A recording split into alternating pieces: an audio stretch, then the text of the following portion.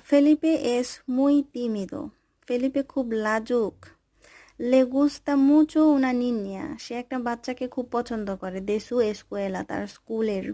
সে তার স্কুলের একটা মেয়েকে খুব পছন্দ করে, pero কিন্তু no se atreve, কিন্তু সে সাহস পায় না a hablar con ella, তার সঙ্গে কথা বলতে। সে স্কুলের একটা মেয়েকে পছন্দ করে কিন্তু সে তার সঙ্গে কথা বলতে সাহস পায় না। No hace nunca los deberes. No hace nunca, সে কখনোই করে না। কি করে না? Los deberes, homework। মানে স্কুল থেকে যে তাকে বাসায় হোমওয়ার্ক দেয় সেগুলা সে কখনোই করে না।